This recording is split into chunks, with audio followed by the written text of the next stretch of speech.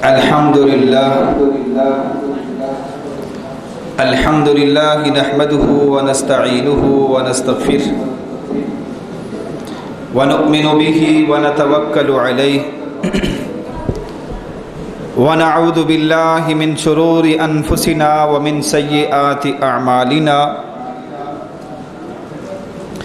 من يهده الله فلا مضل له ومن يضلله فلا هادي له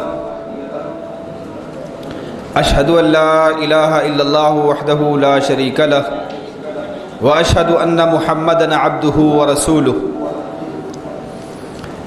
أما بعد فإن خير الحديث كتاب الله وخير الهدي هدي محمد صلى الله عليه وسلم وشر الأمور محدثاتها وكل محدثة بدعة وكل بدعة ضلالة وكل ضلالة في النار. اللهم صل على محمد وعلى آل محمد كما صليت على إبراهيم وعلى آل إبراهيم إنك حميد مجيد. اللهم بارك على محمد وعلى آل محمد كما باركت على إبراهيم وعلى آل إبراهيم إنك حميد مجيد.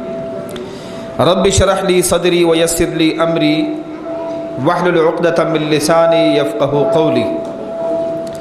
أعوذ بالله من الشيطان الرجيم. بسم الله الرحمن الرحيم.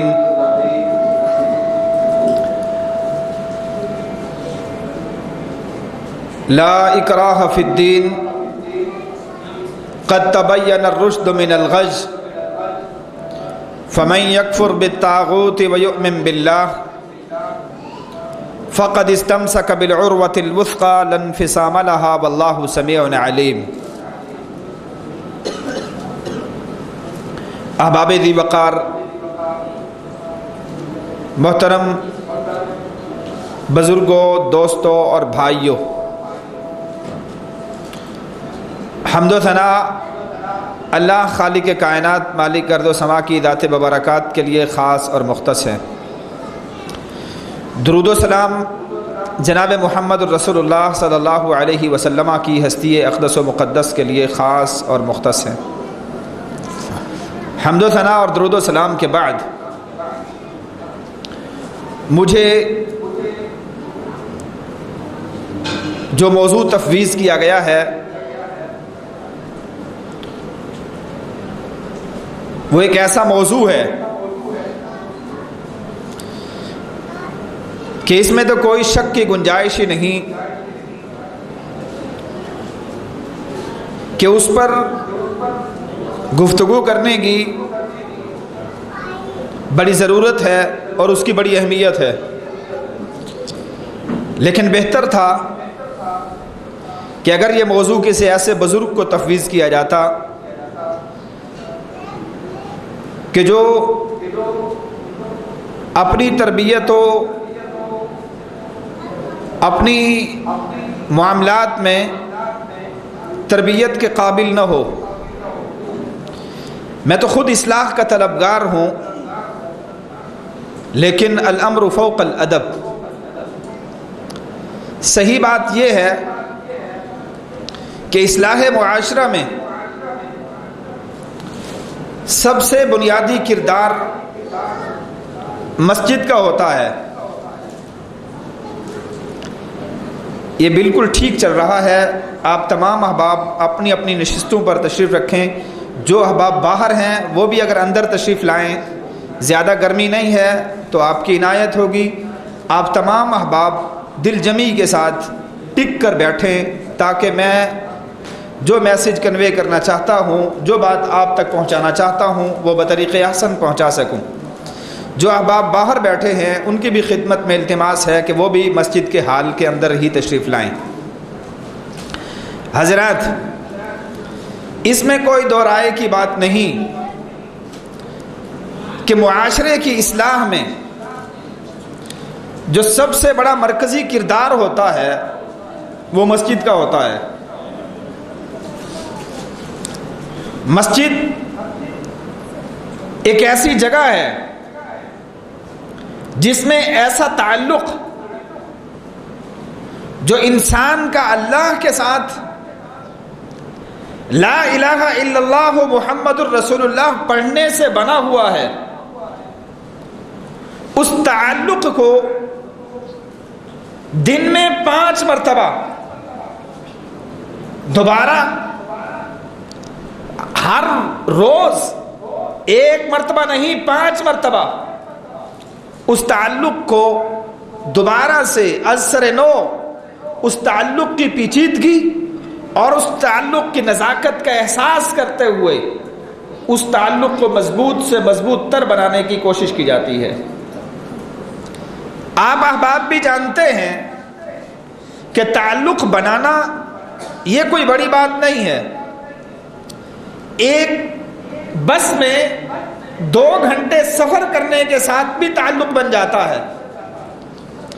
تعلق اگر صرف بنانے کی بات ہو، ایک مسجد میں ایک نماز اکٹھے ٹھہر کر پڑھ لی جائے، تعلق بن جاتا ہے۔ اکٹھے سفر کر لیا جائے، تعلق بن جاتا ہے۔ ایک دکاندار سے 1 کلو چینی لے لی جائے، تعلق بن جاتا ہے۔ کمال اس بات میں ہے کہ اب اس تعلق کو ہم نے نبھانا کس طرح ہے۔ تعلق بننا بہت آسان بات ہے، لیکن تعلق کو نبھانا بہت مشکل بات ہے۔ اللہ کے ساتھ ہم نے ایک تعلق قائم کیا ہے، وہ کیا ہے کہ ہم نے ساری کی ساری کائنات سے کٹ کر جب اللہ کے نبی دنیا میں تشریف لائے، کوئی حضرت عیسیٰ کی عبادت کرتا تھا، کوئی عزیر کو رب مانتا تھا، اس وقت کوئی لات کو پوجتا تھا، کوئی منات کی عبادت کرتا تھا، کوئی عزا کو خدا مانتا تھا، کوئی ہبل کے سامنے اپنا سر جھکاتا تھا۔ لیکن اللہ کے نبی جب آئے، آپ نے سب سے پہلے یہ بات کی کہ قولوا لا الہ الا اللہ، لوگو آج کے بعد تمہارا تعلق لات سے ختم، عزا سے ختم، منات سے ختم، ہبل سے ٹوٹ چکا، الا اللہ۔ اب میں نے ان سب سے تمہارے تعلق کو توڑ کے ایک اللہ کے ساتھ تمہارے تعلق کو جوڑ دیا ہے۔ سارے تعلق ٹوٹ چکے، اب وہ تعلق ایک اللہ کے ساتھ بن چکا ہے۔ اب تعلق بنانا تو کوئی مشکل بات نہیں، زبان سے لا الہ الا اللہ پڑھ لیجئے، دل سے اسے تسلیم کر لیجئے، تعلق بن چکا ہے۔ لیکن اب اس تعلق کو نبھانے کے لیے ایک انسان کی ذمہ داری یہ ہے کہ اس تعلق کو نبھانے کے لیے دن میں 5 مرتبہ اللہ کے در پہ آئے، اپنی حاجتیں، اپنی ضرورتیں، اپنے مسائل، اپنی پریشانیاں، اپنے معاملات سارے کے سارے اس اللہ کے دربار میں پیش کر دیں۔ یہاں تک کہ نبی کائنات علیہ الصلاۃ والسلام نے فرمایا کہ اگر تمہارے جوتی کا تسمہ بھی ٹوٹ جائے تو اللہ کے ساتھ تعلق اتنا مضبوط ہونا چاہیے کہ اس کی شکایت اور شکوہ بھی اسی کے سامنے کرو۔ یہ ہے تعلق، اللہ کے ساتھ تعلق بنا۔ اب کاروبار کرنا ہے، تجارت کرنی ہے، اپنے معاملات کرنے ہیں، رشتہ داریاں کرنی ہیں، امور نبھانے ہیں، سارے کے سارے اب اللہ کی دربار میں آ جاؤ، اے اللہ ہم نے یہ کام کرنا ہے، اس کے بارے میں تیرا کیا حکم ہے؟ اے اللہ ہم نے ایسا کرنا، اس کے بارے میں تیرا کیا فرمان ہے؟ اے اللہ ہم یہ کرنا چاہتے، تو کیا کہتا ہے؟ یہ سارے کے سارے مسائل میں جب ہم اللہ سے پوچھ کے کریں گے، اس کی کتاب سے پوچھیں گے، تو اس سے ہمارے معاشرہ بھی سدھر جائے گا، ہمارے معاشرے کے اندر بھی سدھار آ جائے گا، اور ہمارا اللہ کے ساتھ تعلق بھی مضبوط بن جائے گا۔ حضرات، میں اپنی بات کو اس تمہید کے بعد آگے بڑھانا چاہتا ہوں۔ میری اس وقت تک کی گزارش کا مقصد یہ ہے کہ مسجد ایک ایسی جگہ ہے جہاں دن میں 5 مرتبہ اگر انسان آئے تو یہ مسجد اس سے انسان کی تربیت بھی ہوتی ہے. یہ اولین تربیت گاہ ہے. جب انسان اس مسجد میں آتا ہے اس کی تربیت بھی ہوتی ہے اور اس کی اصلاح بھی ہوتی ہے. اسی لیے نبی کائنات علیہ الصلاۃ والسلام جب سب سے پہلی مرتبہ مدینہ میں تشریف لائے، جانتے ہو کتنا پریشانیاں تھیں. ایسے مسلمان بھی تھے جو اپنا سارا کا سارا کاروبار مکہ میں چھوڑ آئے تھے، بیوی بچے معاملات سارے کے سارے مکہ میں چھوڑ آئے تھے. یہ مسلمان سارے کے سارے مصیبتوں میں پریشانیوں میں گھرے ہوئے. نبی کائنات علیہ الصلاۃ والسلام نے سب سے پہلا کام کیا کیا؟ یہاں تشریف لائے، مدینہ میں آئے. صحابہ کرام انصار میں ایک ایک کی خواہش ہے کہ آقا نامدار ہمارے پاس آ جائیں. تاجدار کائنات علیہ الصلاۃ والسلام فرماتے ہیں میری سواری کا راستہ چھوڑ دو، جہاں یہ جا کے خود رکے گی میں وہیں پڑاؤ ڈالوں گا. ایک یتیم کی قسمت جاگی. ابو ایوب انصاری کے آستانے میں اور اس کے آنگن میں جا کے اونٹنی بیٹھ جاتی ہے. صحابہ کرام آپ کے ساتھ مہاجرین بھی ہیں، صحابہ کرام وہاں جمع ہوتے ہیں. نہ معلوم آج سب سے پہلا حکم نامہ کیا جاری کیا جائے گا. یہ کتنے مسائل میں گھرے ہوئے لوگ، پہلا مسئلہ کیا ہوگا جسے حل کیا جائے گا؟ نبی کائنات علیہ الصلاۃ والسلام سب سے پہلے پوچھتے یہ ہیں، یہ معاشرے کی بنیاد رکھی جا رہی ہے. سب سے پہلے پوچھتے یہ ہے، یہ بتلاؤ جہاں میری اونٹنی رکی ہے یہ زمین کس کی ہے؟ خبر دی گئی ابو ایوب انصاری کی زمین ہے. تاجدار کائنات علیہ الصلاۃ والسلام نے فرمایا بلایا جائے. ابو ایوب انصاری تشریف لائے. کہا ابو ایوب تیری اس زمین پر ہم اللہ کا گھر تعمیر کرنا چاہتے ہیں، یہاں ایک مسجد تعمیر کرنا چاہتے ہیں. کس لیے؟ سبب کیا ہے؟ وجہ کیا ہے؟ اس لیے کہ مدینے کی ریاست کی بنیاد رکھی جا رہی تھی. ایک ایسے مقام کی ضرورت تھی جب یہ صحابہ آپس میں الجھ جائیں ان کے فیصلے اس مقام پر ہوں. جب انہیں پریشانیاں لاحق ہوں یہ وہاں آ کر اپنی پریشانیوں کا مداوع کریں. جب ان کے دلوں پہ غم آئے وہاں آ کر اپنے غموں کو اتاریں. جب ان کے معاملات بگڑ جائیں وہاں آ کر اپنے معاملات کو سدھاریں. اس لیے آقا نامدار سب سے پہلے معاشرے کی بہتری کے لیے ایک معاشرے کی بنیادی چیز مسجد کو سب سے پہلے وہاں پہ قائم کرتے ہیں. بات اگلی ذرا توجہ طلب ہے. ابو ایوب زمین کتنے کی ہے؟ کہا آقا نامدار اس کی قیمت پوچھتے ہو، یہ تو میری قسمت جاگی ہے. آج آپ نے میری زمین کو مدینے کی ریاست کی سب سے پہلی مسجد کے لیے مختص کر دیا ہے. آقا اس سے بڑھ کے خوش قسمتی کیا ہو سکتی ہے؟ آپ یہ زمین ضرورت ہے لے لیجئے، آپ کو مفت میں دینے کے لیے تیار ہوں. اس زمین کی قیمت کیا ہو سکتی ہے؟ کہا نہیں، اس زمین کی قیمت ادا کی جائے گی. جانتے ہو کیا تھا نبی کائنات کے ہاتھوں میں اس وقت؟ ایک اونٹنی جس پہ سوار ہو کے آئے تھے، بجز اس کے کچھ نہیں تھا. ایک اونٹنی جو سواری تھی اس پہ سوار ہو کے تاجدار کائنات مدینہ میں تشریف لائے. ابھی بیت المال نہیں بنایا گیا، ابھی ریاست کی بنیاد نہیں رکھی گئی، ابھی مال و دولت کو کمانے کے لیے تجارت شروع نہیں کی گئی، لیکن ابو ایوب زمین مفت دینے کے لیے تیار ہے. نبی کائنات زمین مفت نہیں لیتے. جانتے ہو کیوں؟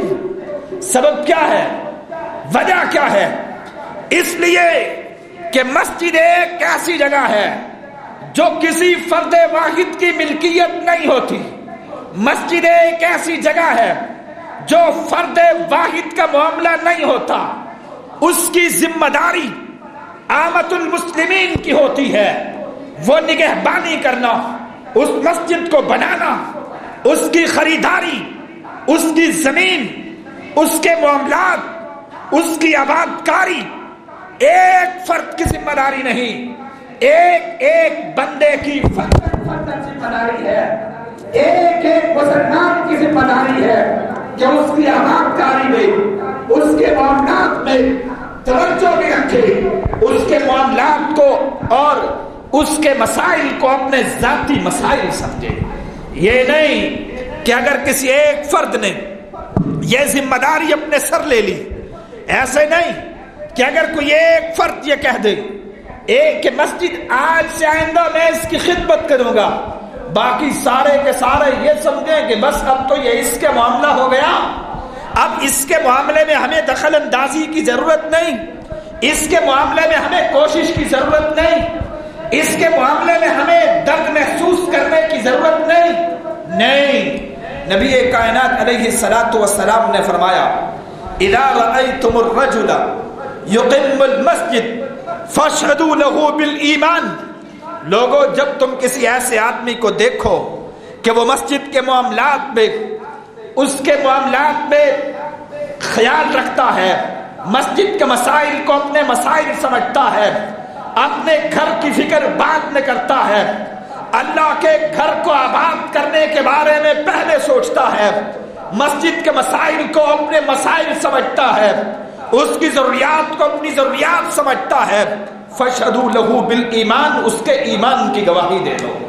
ایک آدمی نماز پڑھتا ہے، ممکن ہے وہ منافق ہو، ایک آدمی صدقات کرتا ہے، ممکن ہے دل سے نہ کرتا ہو، یہ لازم نہیں صدقہ دینے والا مومن ہو، یہ لازم نہیں کہ ایسا انسان جو انسان صدقات کرتا ہے، خیراتیں کرتا ہے، نمازیں پڑھتا ہے، حج بیت اللہ کو جاتا ہے، معاملات دینی میں شغف رکھتا ہے، داڑھی اس کے پاس موجود ہے، نہیں، ان میں سے کوئی ایک چیز بھی ایمان کی علامت نہیں بتائی گئی۔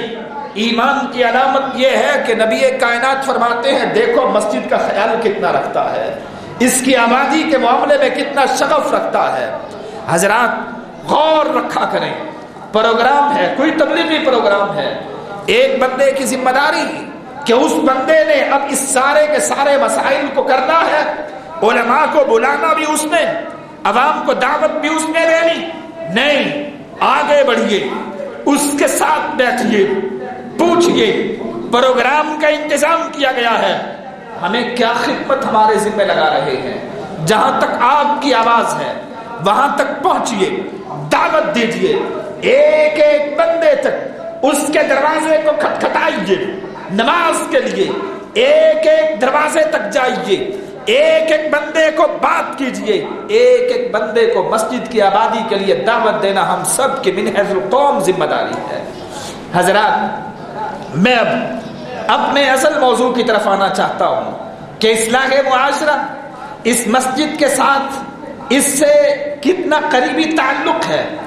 میرے بھائی، نبی کائنات علیہ الصلوۃ والسلام کے صحابہ تشریف لاتے، نبی کائنات علیہ الصلوۃ والسلام ہر نماز کے بعد صفوں میں غور سے دیکھا کرتے تھے کہ کون سا صحابی آیا ہے، کون سا صحابی نہیں آیا، جو نہیں آیا اس کے دروازے تک جاتے، بھائی آپ نماز کے لیے نہیں آئے، سبب کیا تھا، مجبوری، پریشانی، معاملہ، سبب، علت کیا ہے، نماز کے لیے آپ تشریف کیوں نہیں لائے، اسے کوئی تکلیف ہے اس کے معاملے میں، اسے اس کے مسئلے کو حل کرنے کی کوشش کرتے۔ حضرات اللہ کے تعالیٰ قرآن مجید میں ارشاد فرماتا ہے وَمَنْ أَعْرَضَ عَنْ ذِكْرِي فَإِنَّ لَهُ مَعِيشَةً ضَنْكًا وَنَحْشُرُهُ يَوْمَ الْقِيَامَةِ أَعْمَى۔ لوگوں اللہ کا دین بالکل واضح ہے، اپنی زندگیوں میں اللہ کے دین کو قائم کیجئے، اپنی زندگیوں میں اللہ کے دین کو نافذ کیجئے۔ وَمَنْ أَعْرَضَ عَنْ ذِكْرِي، جو بندہ اللہ کے ذکر سے اعراض کرتا ہے، فَإِنَّ لَهُ مَعِيشَةً ضَنْكًا، ہم اس کا جینا دو بھر کر دیتے ہیں۔ معیشت کا بالعموم کیا معنی سمجھا جاتا ہے؟ معیشت ہم اسی چیز کو سمجھتے ہیں، پیسہ، کاروبار، دولت، نہیں، عیش کا لفظی معنی ہے زندگی گزارنا۔ معیشت زندگی گزارنے کو کہتے ہیں، اس میں تمام کے تمام امور آتے ہیں، اس میں اقتصادی معاملات بھی ہیں، اس میں معاشرتی مسائل بھی ہیں، ان تمام کا تعلق معاش کے ساتھ ہے۔ اللہ کہتے ہیں لوگوں سارے کے سارے اللہ کے دین کی طرف پلٹ آؤ، جس بندے نے ہمارے دین سے اعراض کیا ہم اس کا جینا دو بھر کر دیتے ہیں، اس کے مسائل میں پریشانی آ جاتی ہیں، وہ اپنے مسائل میں، دنیا میں اگر کوئی انسان گھستا ہے اس کے مسائل میں اتنا پریشانی آتی ہے، کہا فَإِنَّ لَهُ مَعِيشَةً ضَنْكَ، ہم اس کے جینا دو بھر کر دیتے ہیں۔ جس مسئلے میں داخل ہوا اسی مسئلے میں پریشانی، اگر دین کے مطابق شادی بیاہ نہیں کی اس میں پریشانی، دین کے مطابق اپنے معاملات کاروباری نہیں نمٹائے تو ان کے اندر پریشانی۔ ایک چھوٹی سی حدیث، نبی کائنات علیہ الصلاۃ والسلام فرماتے ہیں لوگوں کہ ان اعظم النکاح برکۃ ایسرہ مؤونۃ، فرمایا جانتے ہو سب سے بہترین برکت والا نکاح کون سا ہے؟ سب سے بہترین برکت والا نکاح ایسرہ مؤونۃ، جس میں خرچہ کم کیا جائے، وہ سب سے برکت والا نکاح ہے، اس کے اندر اللہ کی طرف سے برکت نازل ہوتی ہے۔ آج ہم بھی نکاح کرتے ہیں، اتنے لاکھ کے ہم نے جہیز دے دیا، اتنی بارات دے دی۔ ابھی ہم راستے میں آ رہے تھے، ایک دوست تذکرہ کر رہے تھے کہ ہمارے نکاحوں میں ہمارا معاشرہ کیا ہے، ہمارے نکاحوں میں آپ صرف ایک چیز کے علاوہ کہ مولوی صاحب آتے ہیں، خطبہ پڑھتے ہیں، ایجاب قبول ہو جاتا ہے، یہ ایک چیز اسلام، ایک چیز یہ ایجاب قبول کرا دیا، بس یہ اسلام ہمارا باقی رہ گیا۔ جہیز ہندو سے لیا اور اس کے علاوہ جتنے کے جتنے معاملات، شادی کے جتنے رواج، رسوم، بارات، جہیز اور نامعلوم رسم مہندی اور یہ جوتے چرانے، یہ سارے کے سارے معاملات، یہ کہاں کا اسلامی معاشرہ ہے؟ ان اعظم النکاح ایسر، ان اعظم النکاح برکۃ ایسرہ مؤونۃ، وہ نکاح جس میں سب سے زیادہ برکت ہوتی ہے وہ نکاح ہے جس میں خرچہ کم کیا جائے۔ آج ہم نامعلوم لوگوں کے اندر تفاخر میں آگے بڑھنے کے لیے نامعلوم ہم کیا سے کیا گزرتے ہیں۔ اسی لیے اللہ کہتے ہیں کہ لوگوں من اعرض عن ذکری فإن له معیشۃ ضنکا، کہ لوگوں جو ہمارے ذکر سے اعراض کرتا ہے ہم اس کا جینا دو بھر کر دیتے ہیں، جینا دو بھر ہو جاتا ہے، پھر مسائل، پھر قرضے، پھر معاملات بگڑتے چلے جاتے ہیں اور انسان کو خبر نہیں ہوتی کہ معاملات کہاں سے بگڑے ہیں اور کہاں جا رہے ہیں۔ حضرات آئیے میں اپنی بات کو آگے بڑھاتا ہوں۔ نبی کائنات علیہ الصلاۃ والسلام کے صحابہ کی زندگیوں کو دیکھیے، اللہ کے نبی صلی اللہ علیہ وسلم کے دور میں معاشرہ کیسا ہے، نبی کائنات علیہ الصلاۃ والسلام کے صحابہ کے دور میں لوگوں کی زندگیاں کس طرح ہیں۔ مسند احمد کے حوالے سے ایک حدیث آپ کے سامنے رکھتا ہوں کہ اس دور میں برکات کیسے آتی تھی، ہم اپنے مال کو کس طرح بڑھاتے ہیں اور وہ اپنے مال کو کس طرح بڑھاتے تھے۔ اللہ کے نبی کے صحابی ہیں معاذ بن جبل رضی اللہ تعالی عنہ، نبی کا ایمان افروز واقعہ، غور کیجئے گا۔ معاذ بن جبل کو نبی کائنات فرماتے ہیں معاذ یمن کی طرف جاؤ اور مسلمانوں سے زکوٰۃ وصول کر کے آؤ۔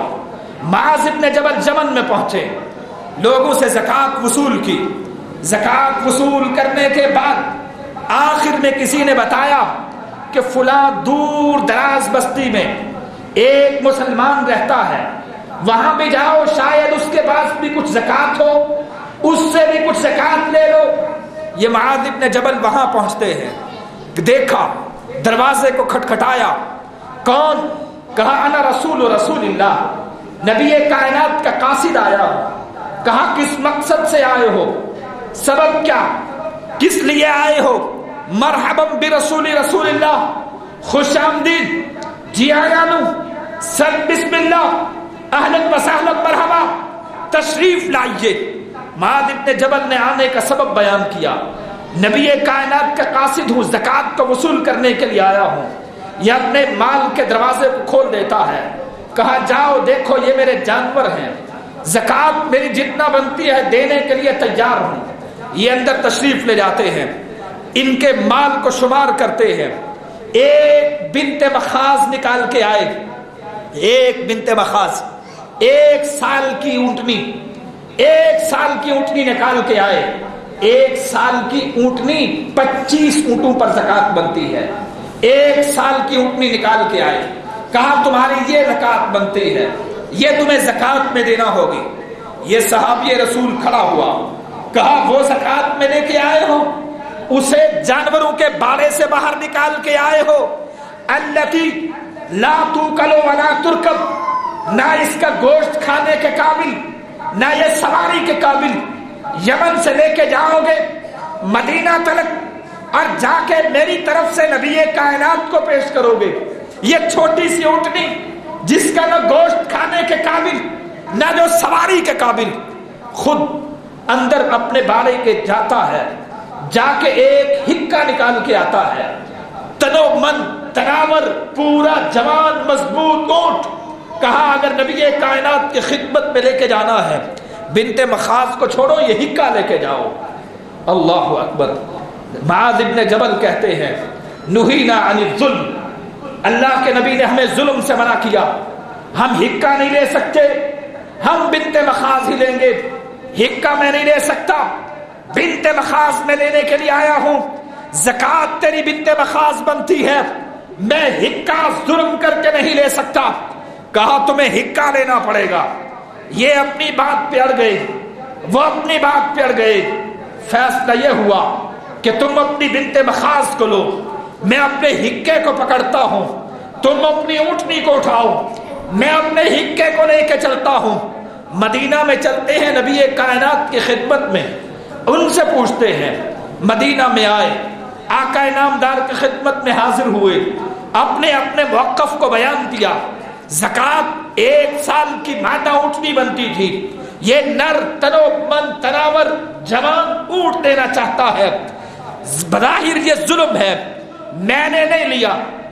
نبی کائنات علیہ الصلوۃ والسلام ارشاد فرماتے ہیں اے معاذ ان اعطیت بطیب نفس فخذه ولا تظلم معده. اے معاذ اگر کوئی اپنی خوشی کے ساتھ کچھ دے اسے لے لیا کرو، ظلم نہ کیا کرو. نبی کائنات یہ خوشی سے دے رہا تھا. آقا فرماتے ہیں اس سے قبول کر لیجئے. معاذ نے ہکا قبول کیا. اگلا سال آ گیا، معاذ ابن جبل وہاں جاتے ہیں، پورے یمن میں زکات وصول کر لی. آخر میں اس بندے کے پاس بھی جاتے ہیں. اس کے گھر پہنچے، دروازے کو کھٹکھٹایا. کون آیا ہے؟ کہا رسول اللہ، نبی کائنات کا قاصد آیا ہوں. کہا کس مقصد سے؟ کہا زکات کی وصولی کے لیے. مرحبا برسول اللہ، اللہ کے نبی کے قاصد کو مرحبا، اہلا وسہلا مرحبا. نبی کائنات کے قاصد کے لیے اپنے جانوروں کے باڑے کے دروازے کو کھولتا ہے. جائیے حساب کیجئے کتنا زکات بنتی ہے. یہ وہ بندہ ہے پچھلے سال اس کی زکات صرف 1 بنت مخاض بنتی تھی. گئے معاذ ابن جبل نے اس کے جانوروں کی گنتی شروع کی. 50 ہکے نکال کے باہر آتے ہیں. کہا اللہ نے پچھلے سال تیرے جذبے کے اندر اتنی برکت دی ہے. پچھلے سال تیرے 1 بنت مخاض بنتی تھی، 1 سال کے اندر اللہ نے اتنی برکت دی ہے کہ آج تیری زکات 50 ہکے بنتی ہے. حضرات یہ ہے کہ انسان اللہ کے دین کی طرف آئے، اپنی اللہ کے دین کو انسان اپنی زندگیوں میں نافذ کرے. اللہ کے دین کو انسان اپنی زندگیوں پہ نافذ کرنے کی کوشش کرے تو پھر پتا ہے کیا بنتا ہے. لا اکراہ فی الدین قد تبین الرشد من الغی فمن یکفر بالطاغوت ویؤمن باللہ فقد استمسک بالعروۃ الوثقی لا انفصام لها واللہ سمیع علیم. اللہ کہتے ہیں لوگوں ہم نے تمہارے کان سے پکڑ کے تمہیں صراط مستقیم پہ نہیں چلانا. نہیں، قد تبین الرشد من الغی، ہم نے تمہیں بتا دیا ہے یہ میرے دین کا راستہ ہے، یہ ہدایت کا راستہ ہے، یہ ضلالت کا راستہ ہے، یہ بھلائی کا راستہ ہے، یہ برائی کا راستہ ہے، یہ اچھائی کا راستہ ہے، یہ گمراہی کا راستہ ہے۔ قد تبین الرشد من الغی، بس ہم نے تمہیں بتا دیا ہے۔ فمن یکفر بالطاغوت ویؤمن باللہ، اب جو طاغوت کا انکار کرے، اب جو شیطان کو پس پشت ڈالے، اب جو شیطان کے اوپر غالب آ جائے، اب جو انسان من یکفر بالطاغوت ویؤمن باللہ، اب یہ کہہ دے میرے مال کا نقصان ہوتا ہے، ہو جائے، اہل و عیال روتے ہیں، روتے رہے، اقارب پریشان ہوتے ہیں، ہوتے رہے، عزیز ناراض ہوتے ہیں، ہو جائے، ایک اللہ ناراض نہ ہو۔ من یکفر بالطاغوت، طاغوت کسے کہتے ہیں؟ ما سوی اللہ، ہر چیز طاغوت ہے۔ جو طاغوت کا انکار کرے، شیطان کو ایک طرف ڈالے، اللہ کے راستے پہ چلے، فقد استمسک بالعروۃ الوثقی لا انفصام لها، اس نے تو گویا ایسے مضبوط کڑے کو پکڑ لیا ہے، ساری کائنات اس کی مخالف ہو جائے، لا انفصام لها، سارے لوگ اس سے روٹھ جائیں، لا انفصام لها، سارے کے سارے پیر بھوپے اس کے مخالف ہو جائیں، اللہ کی قسم ہے لا انفصام لها، ساری کائنات اس کی مخالف ہو، اس کا بال بھی دیگر نہیں کر سکتی۔ واللہ سمیع علیم، جس کو جو اللہ کے راستے پہ آ جاتا ہے، اللہ سمیع بھی ہے، اللہ علیم بھی ہے۔ میرے بھائی آئیے ذرا سورہ شمس کو دیکھیے، اللہ نے کتنے قسمیں اٹھائیں۔ فرمایا والشمس وضحاها والقمر اذا تلاها والنهار اذا جلاها واللیل، یہ ساری قسمیں آ رہے ہیں۔ میرے پاس اتنی وقت نہیں کہ ایک ایک کے ترجمہ کروں، اپنے گھر میں ترجمے والا قرآن رکھیے، ایک رکوع تلاوت کیجئے، آدھا رکوع تلاوت کیجئے، لیکن ترجمے کے ساتھ کیجئے۔ قرآن ہمیں کہتا کیا ہے؟ ایک قسم اٹھائی، والشمس وضحاها والقمر اذا تلاها والنهار، یہ ساری قسمیں، والنهار اذا جلاها واللیل اذا یغشاها، یہ اتنی ساری قسمیں اٹھائی۔ اے اللہ، اتنی ساری قسمیں کس لیے اٹھائی گئی؟ ایک قسمیہ بیان کیا گیا، کہا آخر میں ساری قسمیں اٹھانے کے بعد رب کہتے ہیں فَأَلْهَمَهَا فُجُورَهَا وَتَقْوَاهَا، اے انسان میں نے تجھے بصیرت دی ہے، تجھے اچھائی کی بھی بتا دی، برائی کی بھی پہچان تجھے دے دی، پھر بھی تو اندھا بن کے شیطان کے پیچھے لگا رہے، تو بتا تِلْكَ إِذًا قِسْمَةٌ ضِیزَىٰ، اس سے بڑھ کر بدقسمتی کیا ہو سکتی ہے؟ پتہ ہے، ایک ایک چیز کا پتہ ہے، یہ عزت ہے، اس میں عزت ہے، اس میں ذلت ہے، یہ بھلائی ہے، یہ برائی ہے، پھر بھی انسان برائی ہی برائی کے پیچھے چلتا رہے، اس سے بڑھ کر بدقسمتی کیا ہو سکتی ہے؟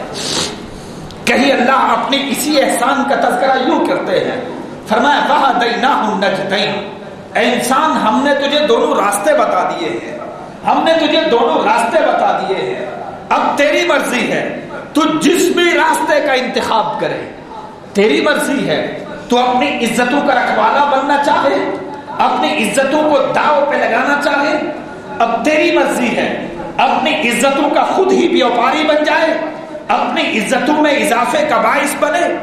کیا ہے اصلاح معاشرہ؟ کسے کہتے ہیں اصلاح معاشرہ؟ عمر ابن خطاب رضی اللہ تعالیٰ عنہ کی آخری بات کر کے اپنی بات کو ختم کرنا چاہتا ہوں۔ کہا نحن قوم اعزنا اللہ بالاسلام وان ابتغینا العزة بغیر الاسلام لاذلنا اللہ۔ سبحان اللہ، ان الفاظ کا اللہ کی قسم دل کرتا ہے انسان اس بات کو پڑھتا رہے، عمر ابن خطاب کے اسی قول کو پڑھتا رہے، نحن قوم اعزنا اللہ بالاسلام، لوگوں ہم وہ قوم ہیں، ہماری عزت کا سبب اسلام، ہماری عزت کا سبب اسلام ہے، اسلام پہ چلنا، اسلام کو اپنی زندگیوں میں نافذ کرنا، طے کریں اسلام بن جانا، دور سے آنے والا دیکھ کے سمجھ جائے یہ مسلمان ہیں. نحن قوم اعزنا اللہ بالاسلام، ہم وہ قوم ہیں ہمیں اللہ نے عزت اسلام کی وجہ سے دی ہے. وَإِنِ ابْتَغَيْنَا الْعِزَّةَ بِغَيْرِ الْإِسْلَامِ لَأَذَلَّنَا اللَّهُ، اگر ہم نے عزت اسلام کے علاوہ کسی اور چیز میں تلاش کی تو اللہ ہمیں ذلیل و رسوا کر دیں گے. آپ پہلا سپارہ، پہلا پارہ، آخری صفحہ ہے. اللہ رب العزت ارشاد فرماتے ہیں، سبحان اللہ، اللہ رب العزت کہتے ہیں لوگوں صبغۃ اللہ ومن احسن من اللہ صبغہ وَنَحْنُ لَهُ عَابِدُونَ. کہ لوگوں دنیا بڑی رنگین ہے. میری بات کی طرف توجہ کیجئے گا، میری بات کی طرف توجہ کیجئے. میں بات یہ کر رہا ہوں، اللہ کہتے ہیں صبغۃ اللہ، لوگوں دنیا بڑی رنگین ہے. کاروبار میں بھی چمک نظر آتی ہے، ریاست میں بھی چمک نظر آتی ہے، کونسلری میں بھی چمک نظر آتی ہے، سیاست میں بھی چمک نظر آتی ہے. میں کاروبار اپنا اچھا کر لوں، بڑی عزت مل جائے گی، نام بن جائے گا. اچھی سیاست میں اپنا نام پیدا کر جاؤں، عزت بن جائے گی، نام بن جائے گا. یہ ساری چمکیں، یہ ساری رعنائیاں، یہ ساری سبز باغ دیکھنے میں بڑے اچھے لگتے ہیں. ان ساری رنگینیوں سے بہتر رنگ، ان ساری چمکوں سے بہتر چمک صبغۃ اللہ ومن احسن من اللہ صبغہ. ساری کائنات سے بہتر رنگ تو اللہ کے دین کا رنگ ہے. اس رنگ میں رنگے جاؤ. کائنات کے رب کی قسم ہے، اللہ دنیا میں بھی عزت عطا کر دے گا، آخرت میں بھی عزت عطا کر دے گا. سبحان اللہ کہنے کا وقت آپ کو بہت ملے گا. میری بات صرف غور سے سنیے، میری بات غور سے سنیے. آپ اتنی زور سے سبحان اللہ کہیں گے مجھے خود بھول جائے گا میں نے کہنا کیا ہے. میری بات کی طرف غور کیجئے. رب کہتے ہیں جب اللہ کے رنگ میں رنگے جاؤ گے پتہ ہے پھر کیا ہوگا. کوئی تمہیں تانے دے گا، مولوی بن گیا ہے. کوئی تمہیں کیا کہے گا، کوئی تمہیں کیا کہے گا. تم نے کیا کہنا ہے؟ آئیے قرآن کو کھولیے. قل، آپ نے پھر یہ کہنا ہے اتحاجوننا فی اللہ. لوگوں اس لیے جھگڑتے ہو کہ ہم رب کی بات کرتے ہیں. قل اتحاجوننا فی اللہ، ہم سے اختلاف اس لیے ہے، ہمارے سامنے اس لیے آتے ہو کہ ہم یہ کہتے ہیں عزت اللہ کے دین میں ہے، ہم یہ کہتے ہیں بھلائی اللہ کے اندر ہے، اللہ کے دین میں ہے. ہم یہ کہتے ہیں خیر اللہ کے دین میں ہے. ہم یہ کہتے ہیں چمک اللہ کے دین میں ہے. قل، کہہ دیجئے اتحاجوننا فی اللہ وہو ربنا وربکم. اس لیے ہم سے جھگڑتے ہو کہ ہم کہتے ہیں جس کا کھاؤ اس کا داؤ. ہوا ربنا وہو ربنا وربکم. کھلاتا ہمیں بھی وہی ہے، کھلاتا تمہیں بھی وہی ہے. فرق یہ ہے ہم جس کا کھاتے ہیں اس کا گاتے ہیں اور تم کھاتے بھی اسی کا ہو، بغاوت بھی اسی کی کرتے ہو. حضرات اللہ نے فرمایا، آگے ارشاد فرمایا وَلَنَا أَعْمَالُنَا وَلَكُمْ أَعْمَالُكُمْ. اگر اختلاف یہی ہے کہ ہم دین کی بات کرتے ہیں، دین پہ چلنے کی بات کرتے ہیں، اگر اختلاف یہی ہے تو وَلَنَا أَعْمَالُنَا وَلَكُمْ أَعْمَالُكُمْ. ہمیں ہمارے عمل مبارک، تمہیں تمہارے عمل مبارک. وَنَحْنُ لَهُ مُخْلِصُونَ. ہم تو ایک دم، ہم تو دم بدم بات ہی یہی کریں گے کہ مجھے خاک میں ملا، میری خاک بھی اڑا دے، مٹا ہوں تیرے نام پہ، مجھے کیا غرض نام و نشاں سے. اقول قولی ھذا استغفر اللہ لی ولکم ولسائر المسلمین.